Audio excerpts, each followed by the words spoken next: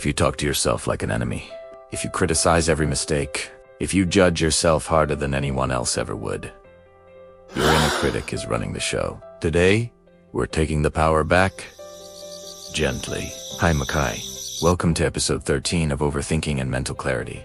Most people don't realize this, but the loudest voice in your life is not your partner, your parents, or your boss. It's the voice in your own mind. And for many of us, especially those raised with high expectations, strict households, and a culture obsessed with productivity, that inner voice is harsh. It criticizes, it judges, it shames. It repeats old messages that were never yours to begin with. But here's the truth. Your inner critic was created by pain. Your kind inner voice must be created by choice. Today, I'll show you how. A few years ago, I was walking through Brooklyn. The late afternoon sunlight was hitting the brownstone buildings. People were rushing by, and kids were laughing on the sidewalk. But inside my head, there was chaos. I had made a tiny mistake earlier that day. I forgot to send one email. Harmless, human, normal. But my mind said, how could you mess that up? You never do anything right. Why can't you just get it together? Everyone else is better than you. I stopped right there in the middle of the sidewalk, feeling the weight of words I would never, ever say to another person. That moment, I told myself, I wouldn't speak to anyone like this. Why do I speak to myself this way? That one question changed my life. Your inner critic isn't random, it's learned. It comes from early experiences like strict parents, critical teachers, unstable environments, high-pressure schools, rejection, or shame. Your brain internalized those voices to protect you from future pain. It tries to keep you perfect to avoid judgment, thinking, if I'm hard on myself first, others can't hurt me. It's a defense mechanism, not the truth. It also confuses self-criticism with self-improvement. Many of us learn that being harder on ourselves leads to better performance, but science shows the exact opposite. Self-compassion actually leads to more motivation, less burnout, and clearer thinking. The inner critic uses fear to create a sense of control, but that fear only keeps you small. So, what does the inner critic sound like? It's that voice that says, you're not enough. You always mess up. People don't actually like you. You should have done better. Why can't you be normal? You're behind everyone. You're disappointing.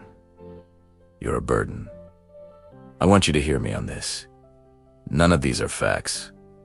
They're just fear. So, how do we quiet this voice? We can't destroy the inner critic entirely, but we can quiet it and strengthen our kind inner voice. Here's a 3-step method that works. Step 1, name the voice. Don't become it. When the critic starts speaking, just say to yourself, this is not me. This is my inner critic. Labeling it separates your identity from the fear. You are not that voice. Step 2, replace criticism with a kind truth. When the critic says, you messed everything up, the kind truth is, you made a small mistake. You're human. When it says, no one cares about you, the truth is, some people love me deeply. When it says, you're failing, the truth is, I'm learning, growing, and trying. This kind truth creates clarity. Step 3, speak to yourself like someone you love. Ask yourself, how would I talk to a friend who is feeling this way? That warm, gentle, supportive tone is the voice your brain needs. Say softly to yourself, I'm doing the best I can, and that is enough for today. Kindness literally rewires your brain. I remember one morning in Colorado, just outside Denver. I was sitting on a porch with a warm cup of coffee, the mountain air drifting across my face. My critic started speaking. You're behind. You should be doing more. You're wasting time.